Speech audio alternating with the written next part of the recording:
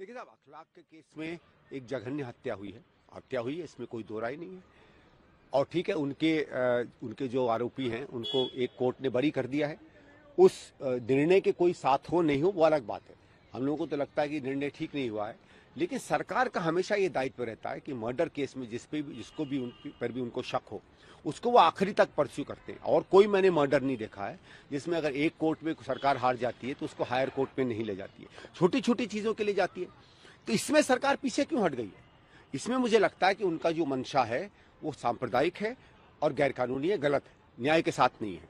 Sir, कल इसी जवाहर भवन के अंदर जो है अवार्ड दिया गया, इंदिरा गांधी नोबेल प्राइज की समारोह पे दिया गया, उस पर बीजेपी सवाल खड़े कर रही है कि जिनको अवार्ड दिया गया है उनका ट्रैक रिकॉर्ड हमेशा, जब यूएन में भी थी तो आइडियोलॉजिकल बैगेज लेके चलती हैं, क्योंकि ट्रैक रिकॉर्ड एंटी इंडिया रहा है। माइनॉरिटी राइट्स के को लेके वो बहुत बातें करते थे, लेकिन उनका एंटी इंडिया स्टैंड रहा है।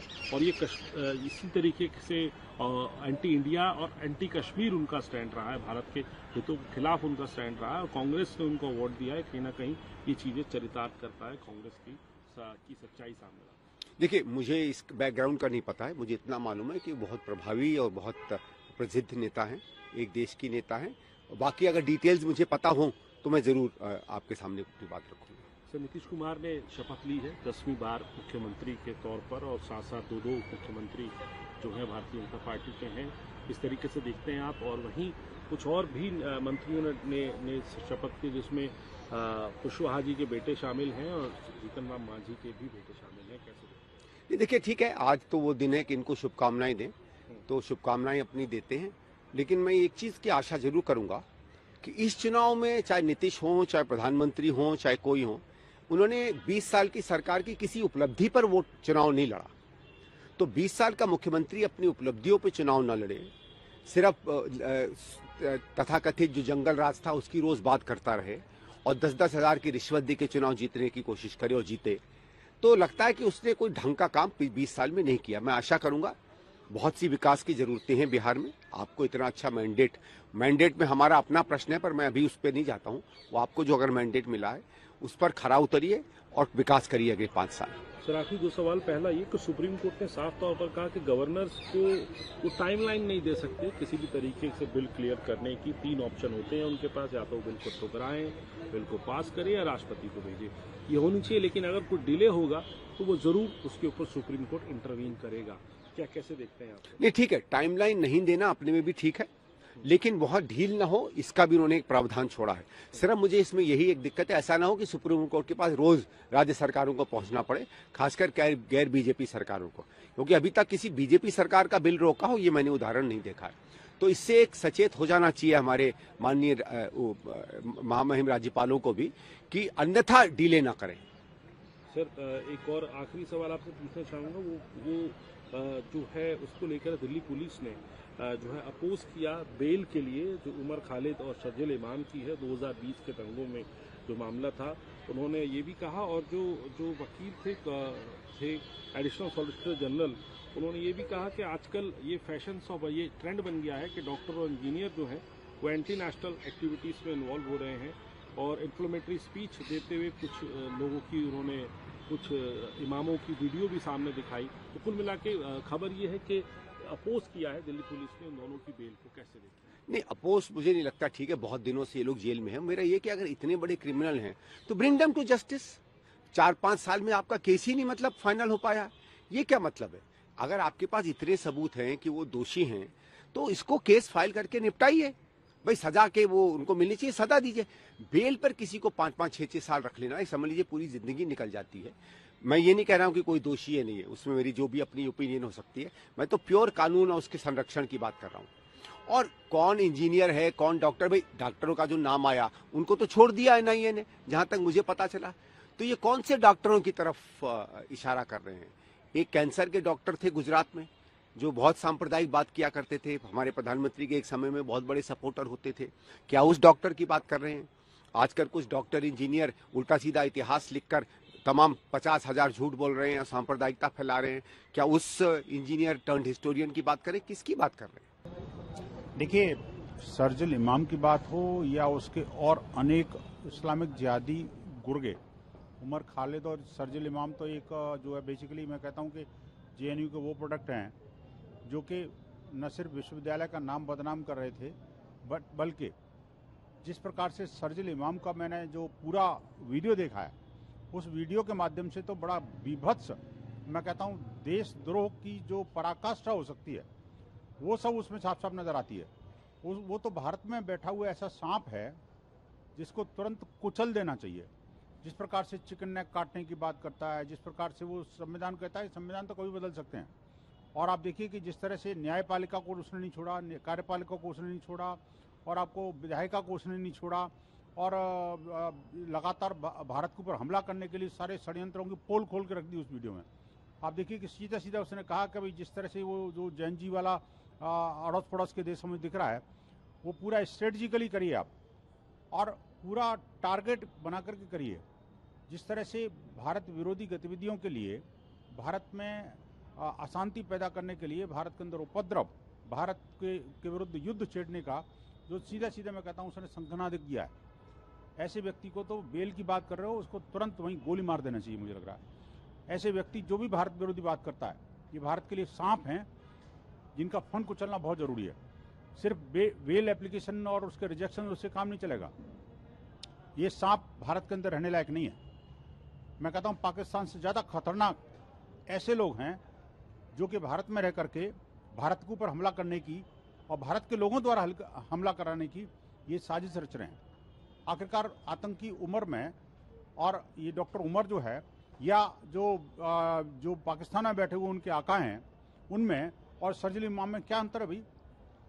सीधा का सीधा भारत को काटने, तोड़ने, उस पर हमला करने, उपद्रव के लिए उकसाने और सारे के सारे मुसलमानों को भारत के विरुद्ध भड़काने के लिए जिस तरह का कुत्सित प्रयास उसने किया, बेहद न सिर्फ निंदनीय लेकिन चौंका देने वाला और सभी सिक्योरिटी फोर्सेस की आंखें खोल देने वाला है। मुझे लगता है कि इसको ध्यान में रखते हुए जहां जहां भी जो इस्लामिक जिहाद के अड्डे हैं उनको तुरंत नेस्तनाबूद करना पड़ेगा, उनको चिन्हित करना पड़ेगा। जिन जिन मदरसों में, मस्जिदों में या मुस्लिम डोमिनेटेड एरियाज में इस तरह की गतिविधियां कहीं थोड़ी सी भी सनसनाहट नजर आए तो उसको वहीं पर नैप करना पड़ेगा। उन सारे एरियाज में हाई रेजोल्यूशन के सीसीटीवी कैमरे लगा करके उनका कमांड एंड ऑपरेशन मुझे लगता है लोकल पुलिस स्टेशन को देना पड़ेगा। नहीं तो इनके इरादे जो है ना साफ नजर आ रहे हैं कि आखिरकार ये किस हद तक जा सकते हैं, अपनी नीचता को किस हद तक गिरा सकते हैं। पढ़े लिखे लोग ये एक एक करके सारे एक्सपोज हो रहे हैं। अब तक ये होता था कभी चलो आतंकवादी तो वो है जो गरीबी में रहता है, मुफलिसी में रहता है, शिक्षा का, बेरोजगारी का पीड़ित है।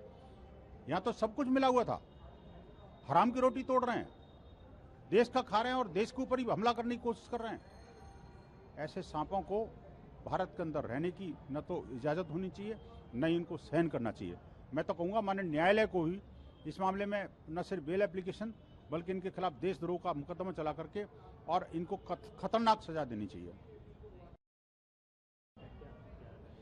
मुझे समझ में नहीं आता कि ये अपने आप को बैरिस्टर कहते हैं और उन्होंने डिग्री भी इंग्लैंड से पास की हुई है, और इनके ट्वीट में साफ साफ ये कह रहा है कि गौ मांस की झूठी अफवाह लगा करके।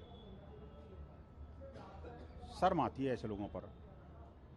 सांसद अपने आप को कहते हैं और वो एसएफएल की रिपोर्ट नहीं देखते। उस रिपोर्ट में साफ साफ कहा गया है कि जो मांस उसके फ्रिज में पकड़ा गया था वो काऊ एंड इट्स प्रोगनी का था, गौ मांस था या गाय के वंश का मांस था। इसके बावजूद भी आप कह रहे हो गौ मांस नहीं था। ये इस्लामिक यूथ को भड़काने, बरगलाने और तथ्यों से भटकाने की जो कोशिश ये माननीय सांसद महोदय कर रहे हैं, इनकी मानसिकता, इनके ट्वीट ने खुद इनकी मानसिकता को उजागर कर दिया है कि भारत में रहते हैं, फिलिस्तीन का गाते हैं, भारत माता की जय से परहेज करते हैं और गौ माता के ऊपर हमला करवाने वालों के साथ खड़े होते हैं। अरे कुछ न्यायालय के बारे में भी सोच लेते। मामला न्यायाधीन है, न्याय के विचाराधीन है। न्यायालय जो फैसला देगा उसका इंतजार करिए। अपने जिहादी मित्रों को भड़का करके, बरगला करके क्या आप भी देश के ऊपर हमला करवाना चाहते हैं क्या? हर बात को लिंचिंग से जोड़ना चाहते हैं क्या? कितनी सारी लिंचिंग की घटना हिंदुओं के विरुद्ध हुई वो आपको याद नहीं आती? थोड़ा सा शर्म करना चाहिए। 10 साल पहले वाकया हुआ, उसके बाद कौन सा सामाजिक सद्भाव जो है वो खराब हुआ है? आज इस सद्भाव का नाम लेकर के उसका केस वापस लेने की बात की जा रही है। मैं समझता हूं कि इसका फैसला हमें करने की जरूरत नहीं है, आवाम को करना चाहिए, जनता को खुद करना चाहिए कि क्या ऐसा हो सकता है कि किसी की लिंचिंग की जाए, उसको कत्ल कर दिया जाए और बाद में सरकार उसकी हिमायत में इस तरह खड़ी हो जाए। इसका फैसला खुद जनता करे तो ज्यादा अच्छा है। लेकिन सर लिंचिंग हुआ तो फिर कोई ना कोई दोषी है, तो जो असदुद्दीन ओवैसी सवाल उठा रहे हैं वो कितना जायज है कि भाई दोषी कौन है, दोषी क्यों नहीं पकड़ा गया? देखिए, ये सवाल बहुत सारे केसेस में उठता रहा है। मुझे असदुद्दीन ओवैसी ने क्या कहा वो तो नहीं मालूम, लेकिन सीधी सी बात है कि ऐसे केस में क्या होना चाहिए ये किसी को बताने की जरूरत नहीं है। राह चलता आदमी भी बताएगा कि अगर किसी ने कोई गुनाह किया है तो उसको सजा मिलनी चाहिए। दूसरा सर, आजकल एक ट्रेंड सोशल डिबेट में है कि जो डॉक्टर्स और इंजीनियर्स हैं, जो वेल एजुकेटेड हैं, वो कैसे टेरर एक्टिविटी में शामिल हो रहे हैं। जब 2020 दिल्ली दंगे के आरोपी उमर खालिद और शर्जिल इमाम को पेश किया गया अदालत में, तो ये तर्क दिया गया और ये कहा गया कि इनकी जो भड़काऊ भाषण है वो जमानत के लिए जमानत नहीं मिलना चाहिए। दिल्ली पुलिस की ओर से सोलिसिटर जनरल ने कोर्ट में ये बात रखी। क्या दिल्ली में कोई टेररिस्ट एक्टिविटी उस वक्त हुई थी? एक दंगा हुआ, उसके अंदर दोनों तरफ के फरीक शामिल थे, उसमें बहुत से लोग मारे गए। जाहिर है कि ये बात कोई अच्छी बात तो नहीं है और इसमें जो भी दोषी हैं उनको सजा भी होनी चाहिए। लेकिन टेररिज्म और फसाद, इसमें बहुत फर्क होता है। किसी को इस बुनियाद पर कि वो पढ़ा लिखा है और उससे आप 5 साल पहले वो किसी केस में पकड़ा गया था जो आज तक प्रूव नहीं हुआ है, वो अभी तक उसको वो गिल्टी नहीं है। अभी तक सरकार ने तो ये कहा है, पुलिस ने कहा है कि वो गुनाहगार है, लेकिन अदालत से कहीं अभी तक उनके गुनाहगारी के लिए कोई एक्सेप्टेबिलिटी अभी तक नहीं हुई है। और आज ये कहा जा रहा है कि इस बुनियाद पर चूंकि आज किसी ने टेरर फैलाया है उसकी वजह से उनकी जमानत भी कंसिडर। तो इस तरह तो सैकड़ों लोग, हजारों लोग जो हैं वो जेल के अंदर पड़े हुए हैं।